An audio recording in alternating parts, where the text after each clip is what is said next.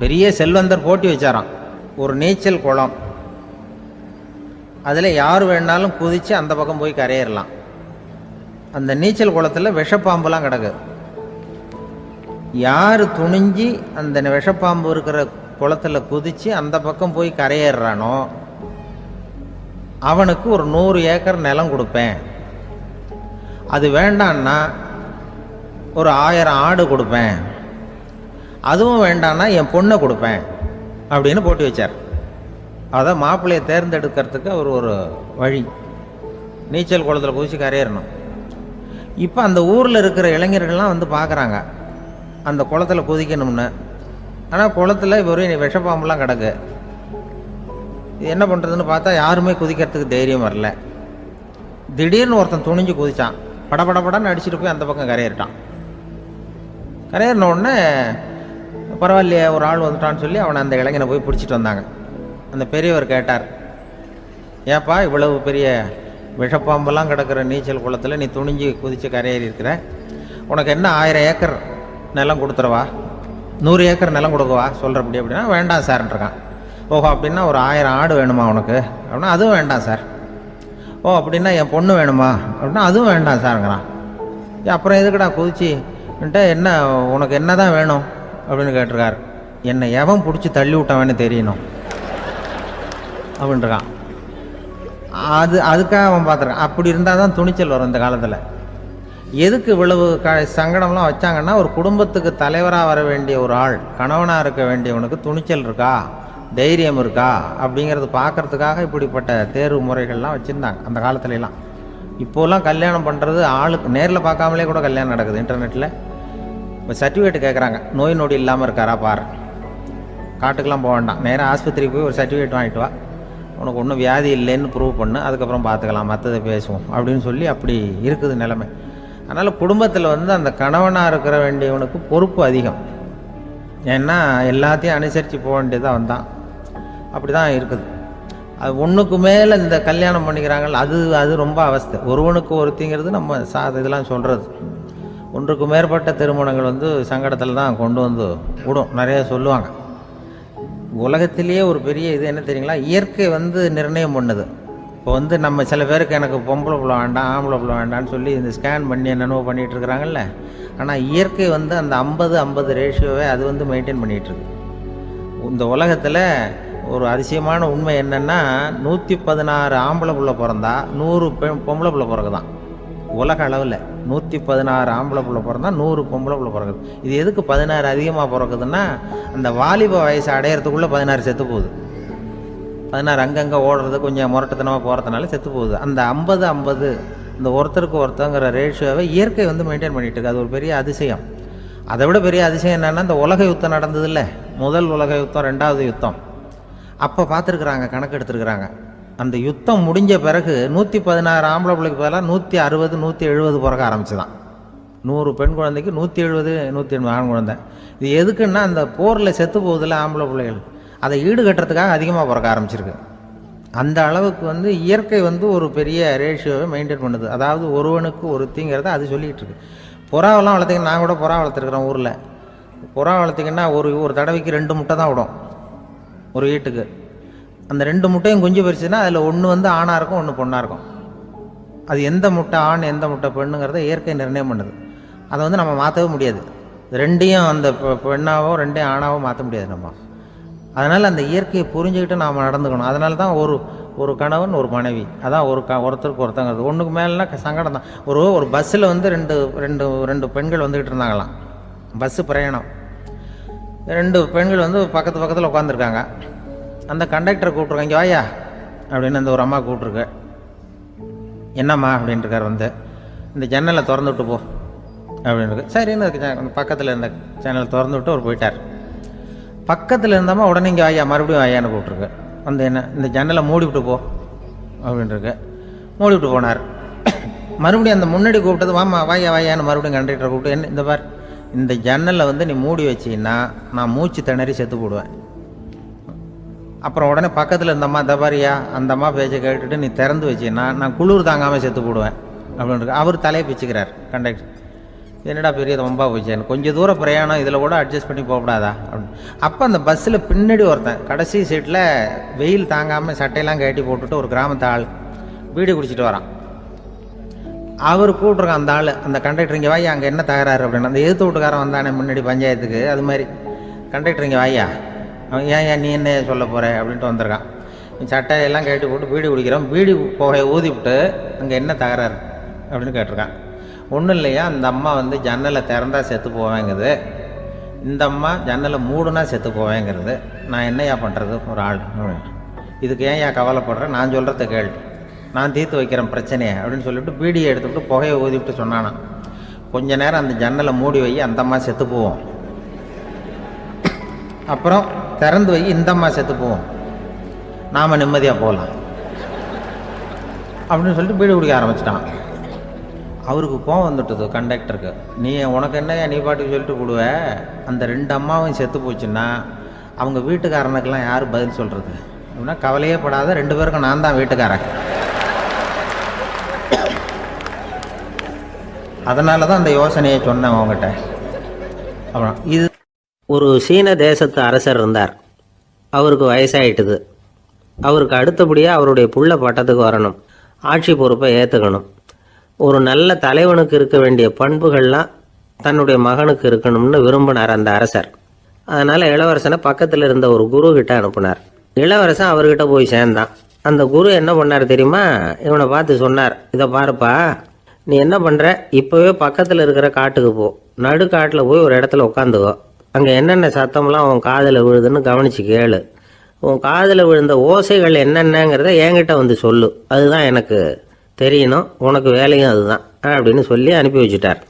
இளவரசன் காட்டுக்கு போனான். குரு சொன்னபடியே ஒரு இடத்துல உட்காந்து கவனித்து கேட்டான். அதுக்கப்புறம் குரு கிட்ட திரும்பி வந்தான். என்னென்ன சத்தம்லாம் கேட்ட அப்படின்னு கேட்டார் குரு. குருவே, காட்டில் நான் பறவைகள் சத்தம்லாம் கேட்டேன், மிருகங்களின் ஓசையையும் கேட்டேன், இதை தவிர இடி மின்னல் மழை இதுகளோட சத்தத்தையும் கேட்டேன் அப்படின்னா. குரு யோசனை பண்ணார், நீ இன்னமும் சரியாக கேட்கல, அதனால் மறுபடியும் காட்டுக்கு போ, கொஞ்ச நாள் தங்கியிருந்து கேட்டுட்டு வா அப்படின்னார். இளவரசனுக்கு ஒன்றும் புரியல. இருந்தாலும் குருவின் கட்டளையாச்சே, மறுக்க முடியுமா? உடனே அவன் மறுபடியும் காட்டுக்கு போனான். ஒரு இடத்துல உட்காந்தான். கொஞ்ச நேரம் உன்னிப்பாக கவனித்து கேட்டான். சில நாள் கழித்து குரு கிட்ட திரும்பி வந்தான். குருவே, இந்த தடவை சில துல்லியமான சத்தங்களை எல்லாம் கேட்டான். தேனி பறக்கிற சத்தம், நீரோடையின் மெல்லிய ஓசை, இதெல்லாம் கேட்டேன்னா. குரு சிரிச்சார். நீ மறுபடியும் காட்டுக்கு போ, இன்னும் சில நாள் அங்கே இரு, முழுமையாக கவனமாக கேட்டுக்கிட்டு வா அப்படின்னு சொல்லி அனுப்பி வச்சுட்டார். இளவரசனுக்கு குழப்பம் அதிகமாயிட்டுது. ஒன்றுமே புரியல. மறுபடியும் காட்டுக்கு போனான். மௌனமாக ஒரு இடத்துல உட்காந்துட்டான். அப்படியே தியானத்தில் ஆழ்ந்துட்டான். சில நாளில் அவனுக்கு இதுவரை கேட்காத ஓசைகள்லாம் கேட்க ஆரம்பிச்சிட்டுது. இதைத்தான் நான் கேட்கணும்னு என்னுடைய குரு எதிர்பார்த்துருக்கிறாருங்கிறத புரிஞ்சுக்கிட்டான். உடனே குரு கிட்ட ஓடனான். குருவே, இந்த தடவை காதுகளுக்கு கேட்க முடியாத சில ஓசைகளை கூட என்னால் உணர முடிஞ்சுது. பூ மலருகிற ஓசை, சூரியனால் பூமி சூடாகிறப்போ எழுகிற ஓசை, காலை பனித்துளி இந்த புல்லுலாம் குடிக்கிற ஓசை, இது எல்லாம் என்னால் நல்லா கேட்க முடிஞ்சுது அப்படின்னா. குருவுக்கு இப்போ தான் திருப்தி ஏற்பட்டு தான் இளவரசனை பார்த்து சொன்னார், இதை பாருப்பா, இப்போ தான் நாட்டை ஆளுகிற தகுதி உனக்கு வந்திருக்குது அப்படின்னு சொல்லி அதுக்கு விளக்கமும் கொடுத்தாராம். எந்த அரசன் தன்னுடைய மக்களின் இதயம் பேசுகிற மௌன மொழியை, மௌன வார்த்தைகளை கேட்குறானோ அவன் தான் ஆள தகுதி உள்ளவன். எந்த அரசன் தன்னுடைய மக்களின் உணர்ச்சிகளை உண்மையாக உணர்றானோ அவன் தான் முதன்மையான அரசன். போலி வார்த்தைகளை மட்டும் கேட்டுட்டு பல மௌன ராகங்களை காதில் வாங்கிக்காதவன் அரசனே இல்லை. எந்த நாட்டில் எப்போ ஒரு அரசன் தன்னுடைய மக்களின் உணர்ச்சிகளை கேட்க மறுக்கிறானோ அன்னையிலிருந்தே அந்த நாடு அழிய தொடங்குது அப்படின்னு அர்த்தம். இதுதான் அந்த குரு இளவரசனுக்கு போதிச்சது. வாயால் பேசுறத மட்டும் கேட்டு ஏமாறக்கூடாது, உணர்ச்சிகளையும் கேட்கறதுல தான் மனப்பக்குவம் உண்டாகும். மக்கள் உணர்ச்சிகளை புரிந்து கொள்ளாத அரசர்கள் நீடிச்சிருக்க முடியாது. அது மாதிரி நாடுகளில் அடிக்கடி குழப்பம் தான் உண்டாகும். அப்படி இருந்தால் அடிக்கடி ஆட்சி மாறிக்கிட்டு இருக்கும். அப்படிப்பட்ட ஒரு தேசம், அங்கே ஒரு சிறைச்சாலையில் 3 கைதிகள் பேசிக்கிட்டு இருந்தாங்க. ஒருத்தன் சொன்னான், நான் இந்த நாட்டு ராஜாவை எதிர்த்து பேசிக்கிட்டு இருந்தேன், அதனால் என்னை பிடிச்சி கொண்டாந்து இங்கே போட்டுட்டாங்க அப்படின்னா ஒருத்தன். இன்னொருத்தன் சொன்னான், நான் இந்த நாட்டு ராஜாவை ஆதரித்து பேசிக்கிட்டு இருந்தேன், அதனால் என்னை பிடிச்சி கொண்டாந்து இங்கே தள்ளிவிட்டாங்க அப்படின்னா. அது சரி, நீ என்ன தப்பு பண்ண அப்படின்னு சொல்லி 3வது ஆளை பார்த்து இவங்க கேட்டாங்க. அதுக்கு அந்த ஆள் சொல்கிறான், நான் தான் இந்த நாட்டு ராஜா அப்படின்னா. ஒரு ஊரில் ஒரு ஞானி இருக்கிறார், ரொம்ப பெரிய ஞானி. ரொம்ப வயசாயிட்டுது. கடைசி காலத்தில் அவர்கிட்ட சில பேர் வந்தாங்க. உங்கள் குரு யார் அப்படின்னு கேட்டாங்க. அவர் நிமிர்ந்து பார்த்தார். எனக்கு ஆயிரக்கணக்கான குருமார்கள் உண்டு. அவங்க பேரெல்லாம் சொல்லணும்னா இந்த காலம் பத்தாது. ஆனால் முக்கியமான ஒரு 3 பேரை பற்றி மட்டும் உங்களுக்கு சொல்கிறேன் அப்படின்னாராம். அப்புறம் சொன்னார், அந்த 3 பேரில் ஒருத்தன் ஒரு திருடன். ஒரு சமயம் ஒரு பாலைவனம் வழியாக நான் போய்கிட்டு இருந்தேன். அப்போது வழி தவறி போய் ஒரு கிராமத்துக்கு போயிட்டேன். அது இருட்டு நேரம், நடு ராத்திரி, ஊரே உறங்கி போச்சு. அந்த நேரத்தில் ஒரு ஆள் மட்டும் ஒரு வீட்டு சுவத்தில் ஏதோ பண்ணி உள்ளே நுழையிறதுக்கு முயற்சி பண்ணிகிட்டு இருக்கிறான். அவங்கிட்ட போய் நான் இன்னைக்கு இங்கே எங்கே தங்க முடியும் அப்படின்னு கேட்டேன். அதுக்கு அவன், இந்த ராத்திரி வேளையில் அது ரொம்ப சிரமம், ஒரு திருடனோட உங்களால் தங்க முடியும்னா நீங்கள் என்னோட தங்கலாம் அப்படின்னா. நான் அவங்க கூட 1 மாதம் தங்கியிருந்தேன்.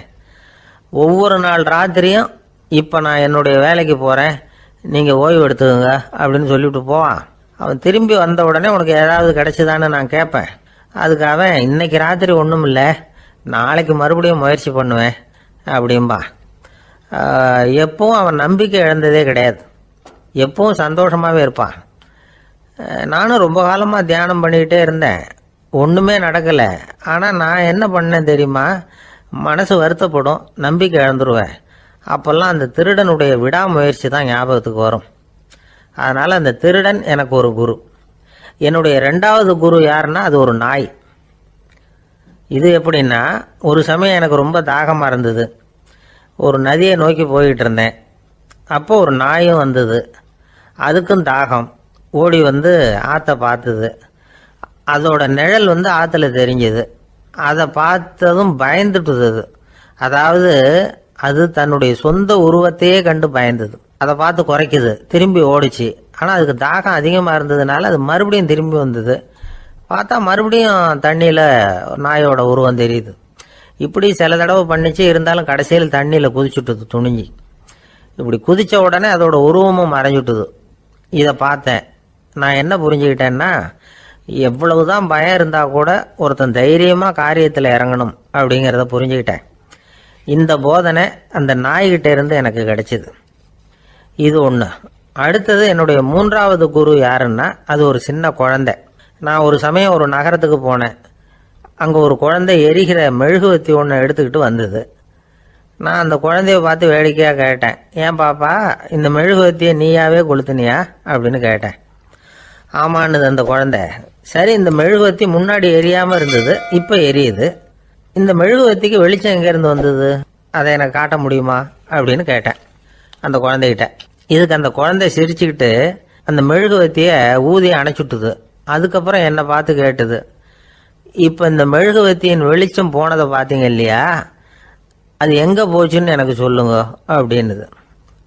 அந்த குழந்தை இப்படி கேட்டதும் என்கிட்ட இருந்த ஆணவம் அழிஞ்சுட்டுது. நான் படித்ததெல்லாம் அந்த வினாடியில் சுக்கு நூறாக போயிட்டுது. என்னுடைய முட்டாள்தனத்தை நான் உணர்ந்தேன் அப்படின்னு இவ்வளவும் அந்த ஞானி விவரமாக சொன்னாராம். அதனால் நாம் இன்னார்கிட்டே இருந்து தான் இதை கற்றுக்கணுங்கிறது இல்லை, யாருக்கிட்டே இருந்தும் எதையும் கற்றுக்கலாம். நம்மால் ஒருத்தன் ஒரு நாய் வளர்த்துக்கிட்டு இருந்தான். அந்த நாய்க்கு வால் கிடையாது. யாரோ ஏற்கனவே வெட்டி எடுத்துட்டாங்க. இந்த நாய் தான் சார் எனக்கு குரு, அதுகிட்டே இருந்து கூட நான் பாடம் கற்றுக்கிட்டு இருக்கிறேன் அப்படின்னா. அப்படி என்ன கற்றுக்கிட்டேன் இந்த வால் இல்லாத நாய்கிட்டே இருந்து அப்படின்னு கேட்டோம். நாம் யாருக்கிட்டையும் வாலாட்டக்கூடாது அப்படிங்கிற பாடத்தை அதுகிட்டே இருந்து தான் நான் கற்றுக்கிட்டேன் அப்படின்னா. ஒருத்தர் சிகரெட்டும் கையுமா வந்தார். சார், இந்த புகைப்பிடிக்கிற பழக்கத்தை நிறுத்தி போடணும்னு தான் பார்க்குறேன், முடியலன்னார். புகைப்பிடிக்கிறத நிறுத்துறது ரொம்ப சுலபம் சார் அப்படின்னார் இன்னொருத்தர். எப்படி சொல்கிறீங்கன்னு கேட்டார் அவர். நான் கூட ஏற்கனவே 10 தடவை அந்த பழக்கத்தை நிறுத்தி இருக்கிறேன் சார் அப்படின்னார் இவர். இதுலேருந்து என்ன தெரியுது? புகைப்பழக்கத்தை திடீர்னு விட்டு விடுறதுங்கிறது ரொம்ப கஷ்டம்னு தெரியுது. இருந்தாலும் இது சம்பந்தமான ஆராய்ச்சி, அனுபவம், இது ரெண்டையும் அடிப்படையாக வச்சு சில வழிமுறைகளை சொல்கிறாங்க. அதாவது புகைப்பிடிக்கிறத நிறுத்துறதுக்கு 10 வழிகள் உண்டு அப்படின்னு சொல்கிறாங்க. அது என்னங்கிறத தெரிஞ்சுக்கிட்டா உபயோகப்படுதான்னு பார்க்கலாமே. முதல் கருத்து என்னன்னா, கொஞ்ச நாளைக்கு புகைப்பிடிக்கிற நண்பர்களை விட்டு விலகி இருக்கணும். இதனால் புகைப்பிடிக்கிற ஆசை குறையும். அந்த பழக்கத்தை மறுபடியும் ஆரம்பிக்கப்படாதுங்கிற எண்ணம் உறுதிப்படும். 2வது கருத்து, புகைப்பிடிக்கிறதை எதிர்த்து தீவிரமாக பிரச்சாரம் செய்ய ஆரம்பிச்சிடணும். அது அடுத்தவங்களுக்கும் உபயோகப்படும், உங்களுக்கும் உபயோகப்படும். உங்கள் உள்ளுணர்வை அது தூண்டும், உங்களை உறுதி கொள்ள வைக்கும். மூன்றாவது கருத்து என்னன்னா, தினமும் 2 தடவை குளிக்கணும். எப்படி தெரியுமா? முதல்ல வெது வெதுப்பான தண்ணீர், அப்புறம் குளிர்ந்த தண்ணீர், இப்படி மாறி மாறி குளிக்கணுமா. 4வது கருத்து, உடற்பயிற்சிகள் செய்யணும். மூச்சு வாங்குற மாதிரியான பயிற்சிகள் ரொம்ப நல்லதான். பிராணாயாமம் அப்படிங்கிற மூச்சு பயிற்சி ரொம்ப நல்லதுங்கிறாங்க. அப்புறம் 5வது கருத்து, சாப்பாடு மிதமாக இருக்கணும், சீராக இருக்கணும். பச்சை காய்கறிகள், பழங்கள் சாப்பாட்டில் சேர்த்துக்கலாம். அடிக்கடி கொஞ்சம் கொஞ்சமாக சாப்பிட்டு ரத்தத்தில் சர்க்கரையின் அளவை பராமரிக்கணும். இது நரம்புகளை அமைதிப்படுத்தும். 6வது கருத்து என்னன்னா, ரொம்ப நேரம் பசியோடு இருக்கக்கூடாது. புகைப்பிடிக்கிறத நிறுத்த முயற்சி செய்யும் பொழுது எடை குறைப்பு நடவடிக்கைகளை மேற்கொள்ளக்கூடாது. 7வது கருத்து, காப்பி, தேநீர், மதுபானம், அப்புறம் போதைப் பொருள்கள் கலந்த உணவுகள் இதெல்லாம் வேணாம். புகைப்பிடிக்கிறத அதெல்லாம் ஊக்கப்படுத்தும். கடுகு, மிளகு, அப்புறம் காரமான பொருள்களை தவிர்க்கணும். உப்பு அளவை குறைக்கணும். தினமும் 10 கோவள தண்ணீராவது குடிக்கணும். வெறும் தண்ணி புகைப்பிடிக்கிற ஆவலை தணிக்குதான். 8வது கருத்து, கையில் சிகரெட்டு, புகையில ஏதாவது இருந்தால் உடனே தூக்கி எறிஞ்சிருங்க.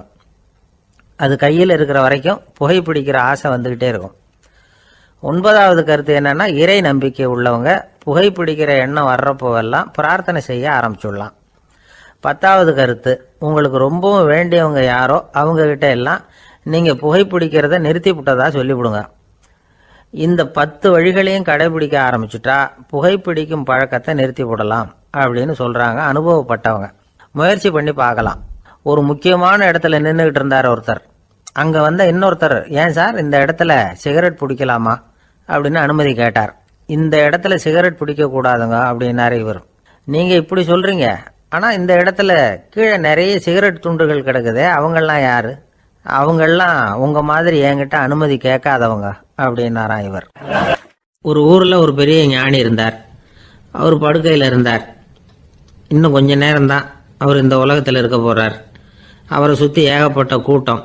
ஏற்கனவே அவருடைய உபதேசங்களை கேட்டவங்க பல பேர் அவரை சுற்றி நிற்கிறாங்க. அந்த ஞானி மெதுவாக கண்ணை திறந்து பார்க்குறார். எல்லாரும் அவருடைய கடைசி வார்த்தையை கேட்கறதுக்காக அவளோட காத்துக்கிட்டு இருக்கிறாங்க. அந்த ஞானி மெதுவாக பேச ஆரம்பித்தார். நான் என்னுடைய வாழ்நாள் பூராவும் உங்களுக்கு நிறைய போதனைகள் சொல்லிக்கிட்டு இருக்கிறேன். பேரானந்தம், மகிழ்ச்சி, தியானத்தன்மை இதை பற்றியெல்லாம் சொல்லியிருக்கிறேன். இப்போ நான் வேற ஒரு கரைக்கு போய்கிட்டு இருக்கிறேன். நான் இனிமேல் இந்த கரையில் இருக்க மாட்டேன். நீங்கள் நான் சொன்னதையெல்லாம் கேட்டீங்க, ஆனால் எதையும் நீங்கள் நடைமுறைப்படுத்தி பார்க்கல. எல்லாம் கேட்டதோடு சரி, அதோடு விட்டுவிட்டீங்க. அப்புறம் அதை தள்ளி போட்டுக்கிட்டே வந்துட்டீங்க. மேலும் அதை தள்ளி போடுறதுல எந்த பிரயோஜனமும் கிடையாது. இப்போ நான் போய்கிட்டு இருக்கிறேன். உங்களில் யாராவது என்னோட வர்றதுக்கு தயாரா அப்படின்னு கேட்டார். அவ்வளவுதான். யாரும் வாயை திறக்கலை. ஒரே மௌனம், சத்தமே இல்லை. ஒருத்தர் பார்த்துக்கிட்டே நிற்கிறாங்க. அந்த கூட்டத்தில் ஒரு ஆள் அந்த ஞானி கூடவே 40 வருஷத்துக்கு மேலே இருந்திருக்கிறான். அவனும் வாயை திறக்காமல் இன்னொருத்தன் முகத்தை பார்த்துக்கிட்டே நிற்கிறான். இந்த சமயத்தில் பின்னாடி நின்றுக்கிட்டு இருந்த ஒருத்தன் கையை தூக்கினான். ஞானி அவனை பார்த்தார். சரி, ஒருத்தனுக்காவது நம்மோட வர்றதுக்கு தைரியம் இருக்குது அப்படின்னு நினைச்சார். ஆனால் அந்த ஆள் என்ன சொன்னான் தெரியுமா? ஐயா, நீங்கள் கேட்குறப்போ நான் உடனே எழுந்திருக்கல, கையை மட்டும்தான் தூக்கினேன். என்ன காரணம்னா, நான் எப்படி அடுத்த கரைக்கு சேர்றதுங்கிறது தெரிஞ்சுக்கிறதுக்காக தான். அந்த விவரத்தை மட்டும் இப்போ உங்ககிட்ட இருந்து நான் தெரிஞ்சுக்க ஆசைப்படுறேன். ஏன்னா இப்போ நான் உங்கள் கூட வர்றதுக்கு தயாராக இல்லை. எவ்வளவோ காரியங்களை நான் இன்னும் இங்கே முடிக்க வேண்டி இருக்குது. வீட்டுக்கு ஒரு விருந்தினர் வந்திருக்கிறார். என்னுடைய இளைய மகனுக்கு கல்யாணம் பண்ணி வைக்கணும். அதனால் இன்னைக்கு உங்கள் கூட வர முடியாது. அது மட்டும் இல்லை, இப்போ உங்கள் கூட அடுத்த கரைக்கு வந்தால் திரும்பி வர முடியாதுன்னு வேற சொல்கிறீங்க. அதனால் இப்போ நான் வரல. இன்னொரு நாள் நிச்சயமாக நான் வர்றேங்க, உங்களை சந்திக்கிறேன். அதனால் இப்போ நீங்கள் இன்னொரு தடவை எங்களுக்கு விளக்கமாக சொல்லணும். ஏற்கனவே பல தடவை சொல்லியிருக்கிறீங்க. தயவு பண்ணி இப்போ ஒரு தடவை சொன்னீங்கன்னா சௌரியமாக இருக்கும். அந்த அடுத்த கரையை அடையிறது எப்படி? இப்போ ஒரு தடவை அதை விளக்கமாக சொல்லிட்டீங்கன்னா நல்லா ஞாபகப்படுத்திக்குவேன். அது சரியான சமயம் வர்றப்போ இது எனக்கு உதவியாக இருக்கும் அப்படின்னு நானா. ஆனால் உண்மை என்ன தெரியுமா? அந்த சரியான சமயம் வரவே இல்லை அப்படிங்கிறது தான் உண்மை. இப்படி அந்த கதை முடியும். இந்த கதை அந்த ஒரு ஆளுக்கு மட்டும் இல்லை, கிட்டத்தட்ட எல்லாருக்குமே இது பொருந்தும் அப்படிங்கிறாங்க விவரம் தெரிஞ்சவங்க. எல்லாருமே அந்த சரியான தருணத்துக்காக தான் காத்துக்கிட்டு இருக்கிறாங்களாம். அதுக்காக ஜோசியம் பார்க்குறாங்க, கைரேகை பார்க்குறாங்க, நாளைக்கு என்ன நடக்குங்கிற ஆவலில் எல்லாரும் காத்துக்கிட்டு இருக்கிறாங்க. ஆனால் அந்த ஒரு நாள் ஒருபோதும் வரப்போகிறதில்ல. நீங்கள் தள்ளி போடுறதுக்காக பல அர்த்தமில்லாத காரணங்களை தேடுறீங்க அப்படிங்கிறார் ஒரு ஞானி. காத்திருக்கிறதுலேயே நம்ம காலம் ஓடி போயிடுது. ஏன்னா இன்னைக்கு நாம் சிந்திக்கிறது நாளைக்கு நாம் சிந்திக்கிறது இல்லை. ஒவ்வொரு நாளும் ஒவ்வொரு மாதிரி போயிடுது. நாளைக்கு மறுநாளை பற்றியே சிந்திக்கிறோம். இப்படியே அது பாட்டுக்கு போயிடும். கரையை தொட்டு பார்க்குறது எப்போ? இதுதான் கேள்வி. நமக்கு வேண்டியப்பட்ட ஒருத்தர் ஒரு ரயில்வே பிளாட்ஃபாரத்தில் நின்றுட்டு இருக்கிறார். அங்கே இருக்கிறவங்க கிட்ட கேட்குறாராம், விசாரிக்கிறார், ஏங்க கிழக்க போகிற ரயில் போயிட்டுதுங்களான்னாராம். போயிட்டுதுன்னு இருக்கிறாங்க. கொஞ்ச நேரம் கழிச்சு ஏங்க மேற்க போகிற ரயில் போயிட்டுதுங்களான்னு கேட்டிருக்காரு. போயிட்டுதுங்களான் இருக்காங்க. அப்புறம் கொஞ்ச நேரம் கழிச்சு மறுபடியும் ஏங்க 10:30 மணி வண்டி போயிட்டுதான்னு கேட்டிருக்காரு. தொடர்ந்து காலையிலேருந்து சாயந்தரம் வரைக்கும் இப்படி ஒரே இடத்துல நின்றுட்டு கேட்டுக்கிட்டே இருக்கிறார். இதை பார்த்துக்கிட்டு இருந்த ஒருத்தர் அவர்கிட்ட வந்து, ஏங்க நீங்கள் எங்கே போகணும் அப்படின்னு கேட்டாராம். இவர் மெதுவாக சொன்னாராம், இந்த ரயில்வே லைனை தாண்டி அந்த பக்கம் போகணும் அப்படின்னாராம். இந்த உலகத்தில் எவ்வளவோ உயிரினங்கள் இருக்குது. ஒவ்வொன்றும் ஒவ்வொரு விதமாக சண்டை போடுது. இப்போ 2 மாடு சண்டை போட்டுக்குதுன்னு வச்சுங்க, என்ன பண்ணும்? 2 முட்டிக்கும். அதுக்கு சண்டை போடுறதுக்கு ஆயுதமாக உபயோகப்படுறது அதோட கொம்பு. 2 சேவல் சண்டை போட்டுக்குதுன்னு வச்சுங்க, அதுக்கு ஆயுதமாக உபயோகப்படுறது அதோட கால் நகம். காலால் தான் அது ஒன்றோட ஒன்று சண்டை போட்டுக்கும்.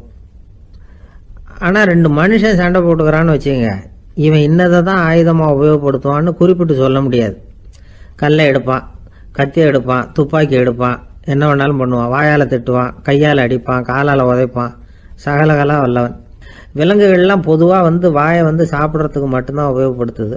ஆனால் இவனுக்கு சாப்பிட்றதுக்கும் அதுதான், சாப்பிட்டு விட்டு திட்டுறதுக்கும் அதுதான். ஆனால் ஒரு விஷயத்தில் மட்டும் கெட்டிக்கிறேன். அதாவது நாம் சண்டை போட்டுக்கிட்டாலும் பரவாயில்லை, கோழிகள் சண்டை போடாமல் இருக்கணும் அப்படின்னு ஆசைப்படுறான். எதுக்காக? கோழிகள் சண்டை போடாமல் இருந்தால் நிறைய முட்டைகள் போடுமா, அதுக்காக தான் இந்த அக்கறை. கோழி பண்ணை வச்சிருக்கிறவங்களுக்கு இது ஒரு பெரிய பிரச்சனை. அதாவது பண்ணையில் இருக்கிற கோழிகளுக்குள்ளே அடிக்கடி சண்டை வந்துடும். அதனால் முட்டை உற்பத்தி குறைஞ்சிரும். சரி, இதுக்கு என்ன பண்ணுறது? பண்ணையில் போய் உட்காந்துக்கிட்டு தினமும் பஞ்சாயத்து பேசிகிட்டு இருக்க முடியுமா?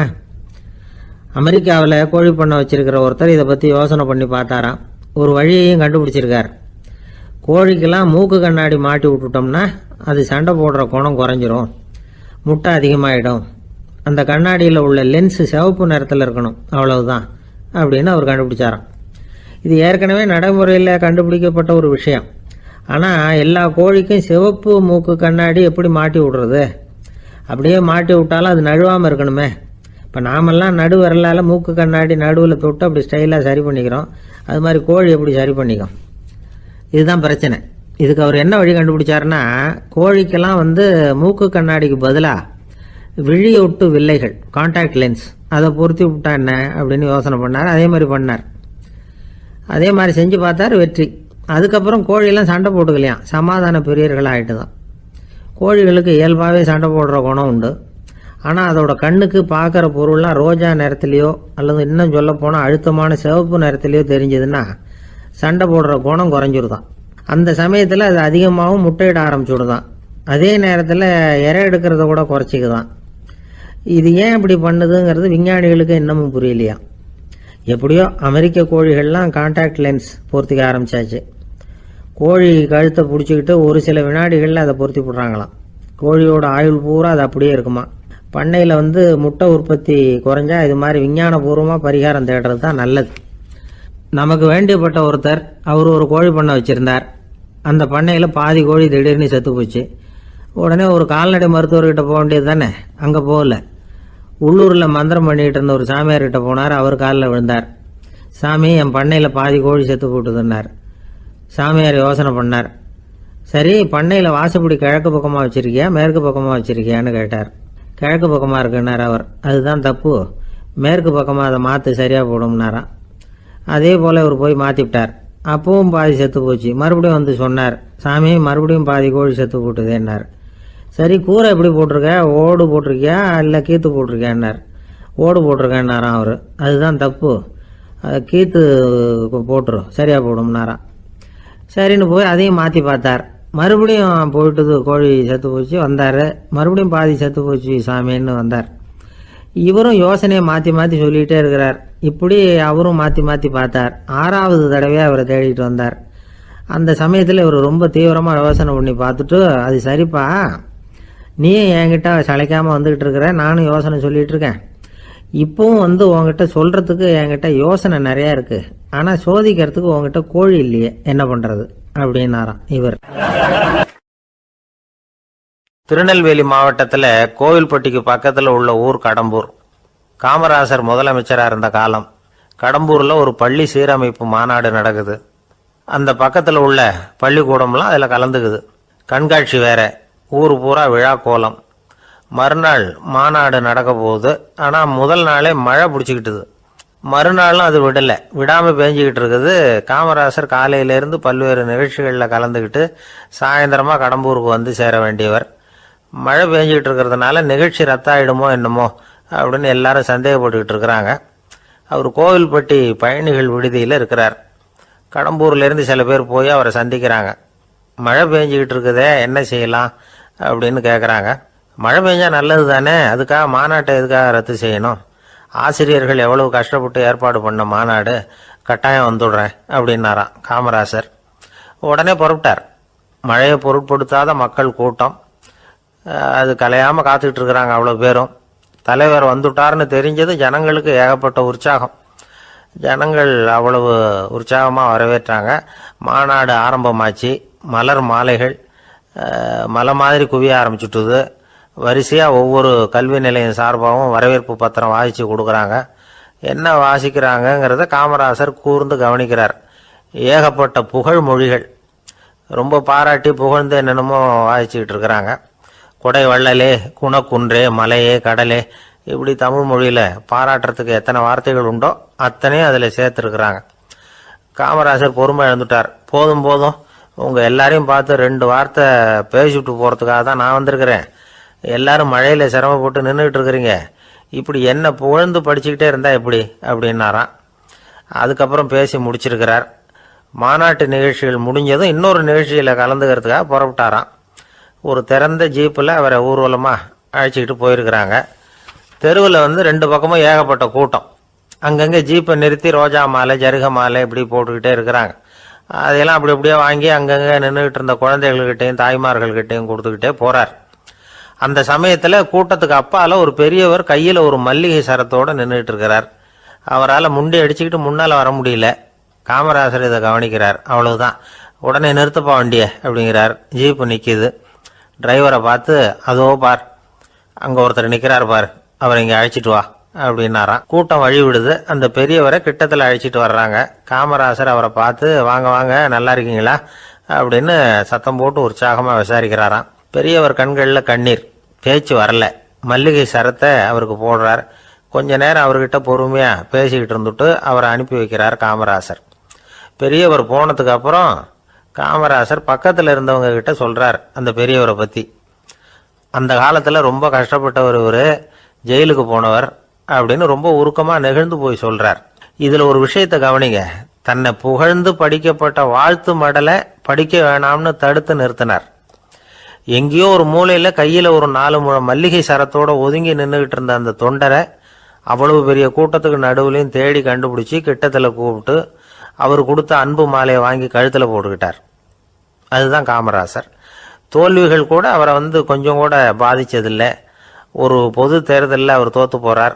தொண்டர்கள்லாம் அழறாங்க. அதில் ஒருத்தர் மெதுவாக காமராசர்கிட்ட போய், என்ன தலைவரே, நீங்கள் கூட தோற்று போயிட்டீங்களே அப்படின்னு கலக்கமாக சொல்லியிருக்கிறார்.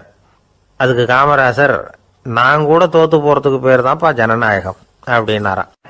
ஆஃபீஸில் வேலை பார்க்குற ஒருத்தர் வந்தார். பேசாமல் ஒரு 10 நாள் லீவு போட்டுடலாமா பார்க்குறேன் அப்படின்னார். ஏன்னு கேட்டோம்.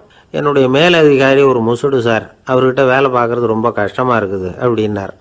ஆஃபீஸில் வேலை பார்க்குறவங்கெல்லாம் ஒரு விஷயத்தை நல்லா ஞாபகத்தில் வச்சுக்கணும். மேலதிகாரிங்கிறவர் ஒரு பெரிய மகான் இல்லை, அவரும் ஒரு மானிட பிறவி தான். சராசரி மனுஷனுக்குள்ள பலம் பலவீனம் 2ம் அவருக்கும் உண்டு.